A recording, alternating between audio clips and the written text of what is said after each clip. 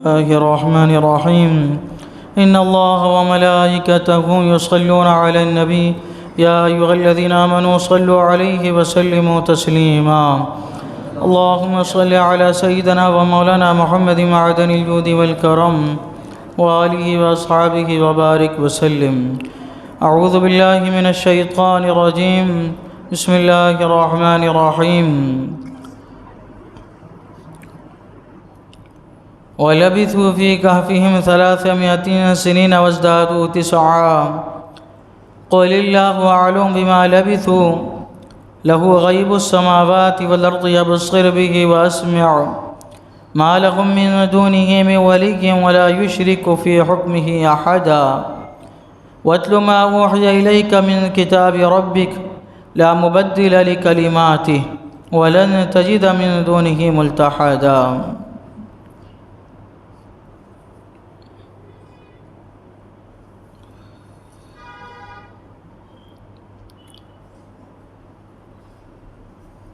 اور وہ اپنے غار میں 300 برس ٹھہرے 9 اوپر.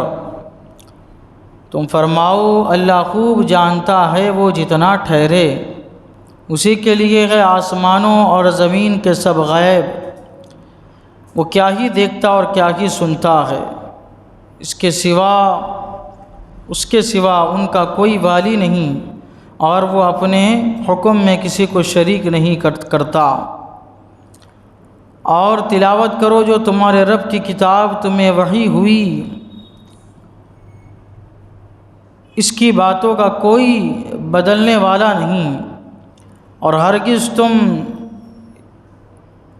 اس کے سوا پناہ نہ پاؤ گے.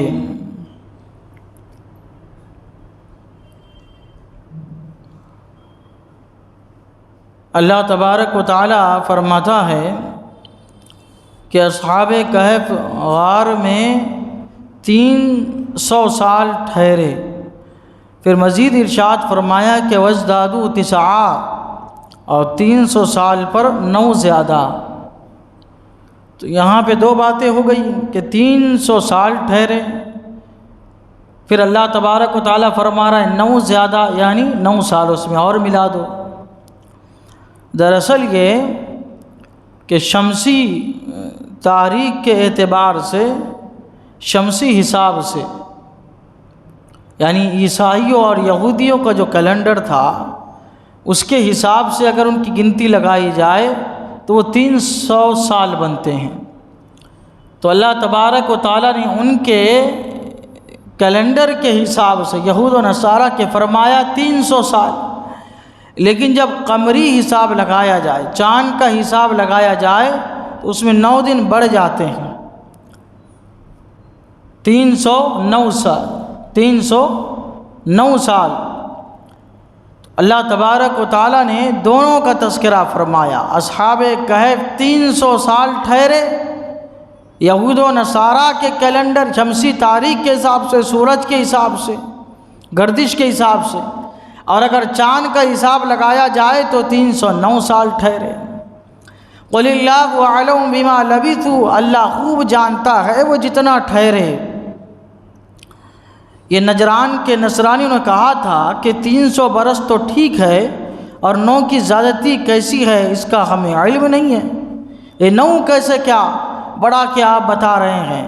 تو اللہ تبارک و تعالی نے فرمایا اے محبوب تم ان سے فرما دو اللہ خوب جانتا ہے وہ کتنا ٹھہرے.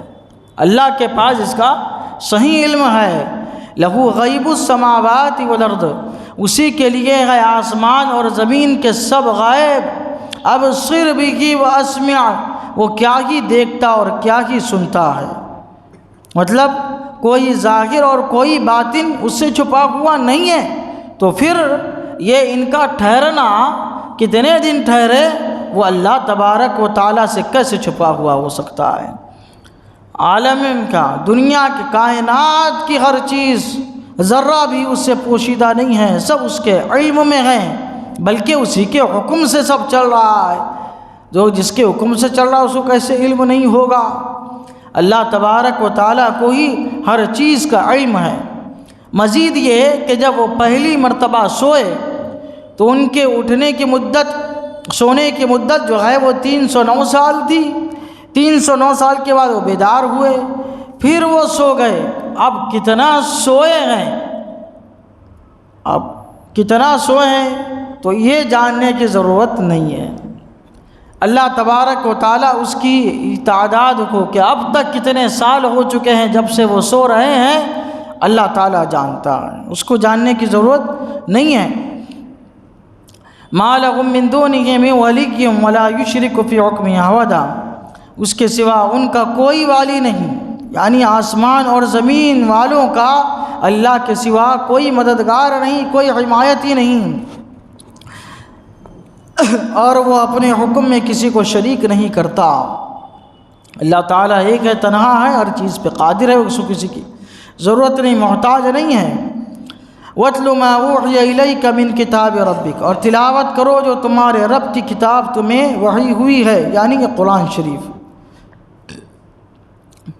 اس کی باتوں کا کوئی بدلنے والا نہیں ہے، قرآن شریف میں کوئی تغیر اور کوئی تبدیلی ہونے والی نہیں ہے۔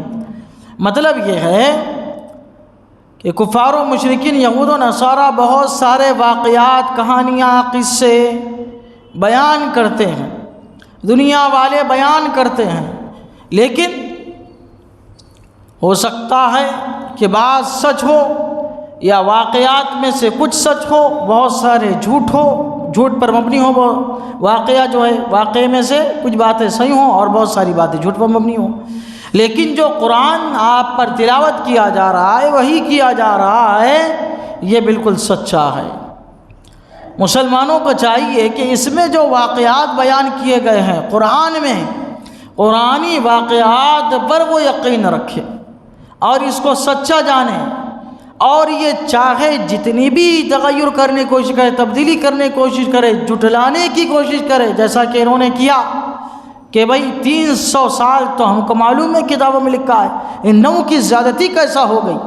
ان کا دماغ وہاں تک گیا ہی نہیں کہ یہ تاریخیں ہیں وہ 2 ہیں، ایک شمسی تاریخ، قمری تاریخ۔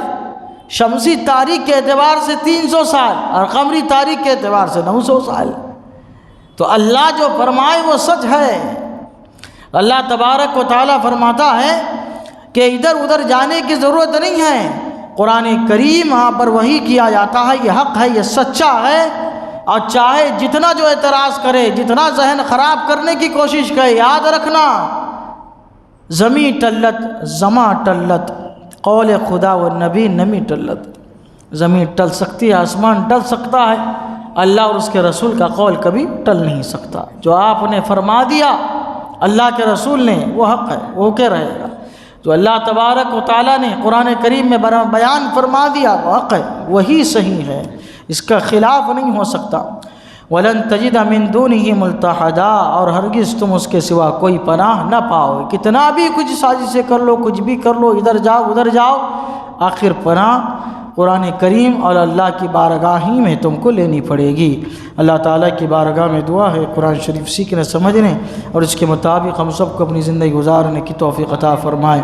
اشہد ان لا الہ الا اللہ واشہد ان محمدا عبدہ ورسولہ، صلی اللہ تعالی علی سیدنا محمد وعلی آلہ وصحبہ اجمعین برحمتک یا ارحم۔